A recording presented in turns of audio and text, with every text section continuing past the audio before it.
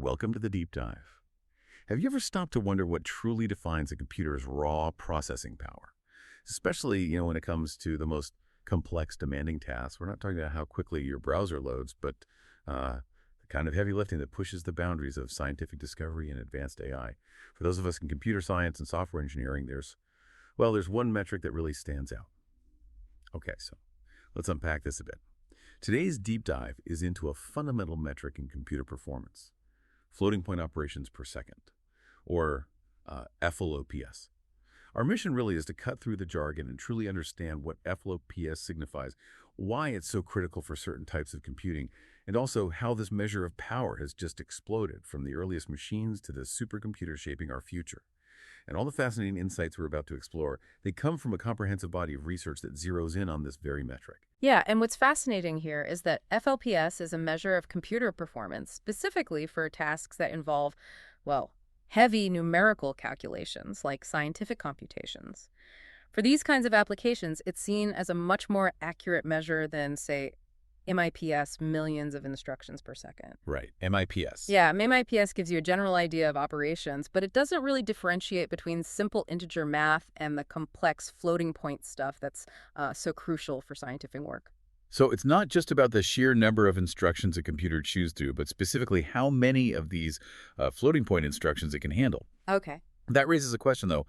Why is floating point arithmetic so uniquely significant for these high-end applications? What makes it special? Well, floating point arithmetic is essential for dealing with numbers that are either incredibly large or incredibly small, or any computations that demand a huge dynamic range and high precision across that range. Dynamic range. Yeah. Okay. Think of it like this. If you were modeling, say, the intricate dance of galaxies, or maybe the precise folding of proteins at a microscopic level, you'd need numbers that can stretch from the infinitesimally small to the astronomically vast, without losing accuracy. Floating point encoding lets computers store a number sign, its exponent, which sets the scale, and its significant, which holds the significant digits. So this enables the machine to represent everything from the tiniest subatomic particle to the vastness of the universe with remarkable precision. That's why floating point processors are really ideal for computationally intensive applications, from scientific research to machine learning, complex simulations, all that stuff. That distinction is crucial then. It's about handling those numbers with huge dynamic ranges, where precision across that whole scale is absolutely critical. And our source material also gets into different levels of precision, doesn't it? Exactly, yeah. FLOPS can be recorded in various measures of precision, sort of tailored to the specific needs of the computation. For instance, the TOP 500 supercomputer list. That ranks the world's fastest machines. It typically uses 64-bit operations per second. FP64 or double precision. Double precision, right. But for other tasks, you also have measures for 32-bit, FP32, and even 16-bit FP16 operations. You see those a lot in AI applications, actually. Oh, interesting. Why AI? Well, sometimes slightly less precision there can speed up calculations significantly without really hurting the outcome too much. It's a trade-off. Got it.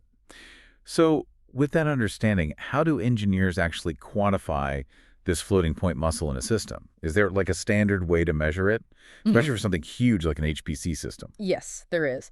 There's a general equation to calculate the theoretical peak FLOPS for an HPC, a high-performance computing system.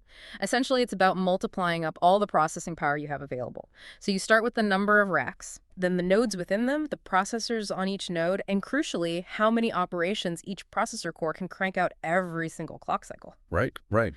For a more common case, maybe like a personal computer with just one CPU, it simplifies quite a bit. It's basically the number of processing cores times the clock speed or cycles per second, and then times the number of floating point operations each core can perform per cycle. So this formula really highlights how all these hardware components, from the big architecture down to the individual chip, contribute to that raw floating point power. That breaks it down conceptually really well. It's not just about raw clock speed, but how many cores you have and how efficiently each core can execute these critical operations. But to truly appreciate the power we see today, we really need to look at the incredible journey FLOPS has taken through history. The research we looked at takes us way back all the way to the ENIAC in 1945. Indeed. The ENIAC back in 1945 operated at a mere 0.004 FLOPS, just tiny. Wow. 0.0004? Yeah. But the evolution since then is, well, staggering. Fast forward less than 2 decades to 1964, and you have the CEC 6600, often called the first commercially successful supercomputer. That reached 0.3 FLOPS. Then in 1976, the Cray 1 hit 2 FLOPS. These were significant milestones showing a steady, kind of linear increase in capability at first. But the real acceleration, a truly exponential leap, seems to have begun in the late 20th century. Our sources show that by June 1997, Intel's STI Red, that made history. It was the world's first computer to achieve 1 teraflops, 1 TFLOPS. Yeah, teraflops. To put that in perspective, that's 1,000 billion floating point operations per second. It's just a completely different scale of computing, isn't it? It absolutely was a monumental achievement. It opened the door to simulations that were just impossible before, and the pace just continued to explode. By 2006, there was the Japanese MD Grapey 3, announced at 1 petaflops. That's 1,000 teraflops. Yeah. Though it was a special-purpose machine, mind you, for molecular dynamics. But general-purpose machines quickly caught up soon after. IBM's Roadrunner in May 2008 became the first general-purpose supercomputer to officially hit 1 petaflops. It topped the top P500 list then. And once that petaflops barrier was broken, it seems like the race was truly on. Machines quickly surpass each other. I remember the Cray Jaguar, China's Tianhe 1, Japan's K computer, which shattered the 10 petaflops barrier back in 2011. That's right, 10 petaflops. And the numbers just kept climbing. IBM's Sequoia, then Titan, China's Tianhe 2 reaching into the tens of petaflops. And then by 2016, the Sunway Taihu Lite hit a staggering 93 petaflops. Wasn't that more performance than the next 5 systems combined at the time? It was. Absolutely incredible. A single machine outperforming the next several combined. The advancements truly are exponential. By June 2019, you had Summit, an IBM-built machine reaching nearly 150 petaflops.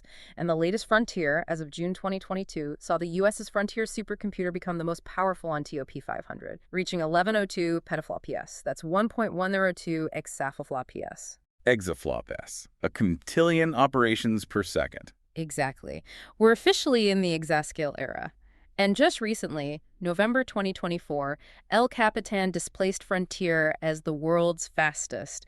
It's almost hard to wrap your head around those numbers sometimes. It really is. To put it in perspective, the average desktop computer you might be listening on right now, it's probably more powerful than all the world's supercomputers combined from just, say, 20 years ago. That's a truly amazing thought. But here's where the story gets even more fascinating, I think. It's not just these colossal, dedicated supercomputers breaking records. Our material also reveals how ordinary machines, lots of them, are collectively achieving incredible FLOPS figures through distributed computing networks. Yes, that's a really great point. These networks link up personal computers, usually via the internet, harnessing their unused processing power to achieve just massive FLOPS. It's a remarkable example of, collective compute power. For instance, back in April 2020, the Folding at Home network, the one simulating protein dynamics for disease research. Oh, yeah, I've heard of that. It had amassed over 2.3 exaflops of total computing power. 2.3 exaflops. Yeah. From volunteers. Yeah. It was the first distributed computer network to break the exaflops barrier, largely thanks to the cumulative effort of countless powerful GPUs and CPUs contributed by volunteers around the world. And there are other notable distributed projects, too, like BOINC, SETI at Home, Einstein at Home, Milky Way at Home, GIMPs. They collectively achieve petaflop-S level performance, tackling everything from searching for extraterrestrial intelligence to understanding the shape of our galaxy. That's truly inspiring. Ordinary machines added together, contributing supercomputer-level power for these global scientific efforts. And our source material also highlights another, profound development, the dramatic decrease in the cost of computing power over time. It's not just that machines got faster, but that the speed became incredibly cheaper. Oh, absolutely. This is such a crucial point. It's what truly democratizes computing. Back in 1945 with the ENIAC, the approximate cost of 1 GFLOTS, that's a billion floating point operations per second, was, mind-boggling. About $1.265 trillion in today's terms. $1 trillion per GFLOPS. Yeah. By 1964, with the CDC 6600, that had dropped significantly, but still huge. $2.3 billion per GFLOPS.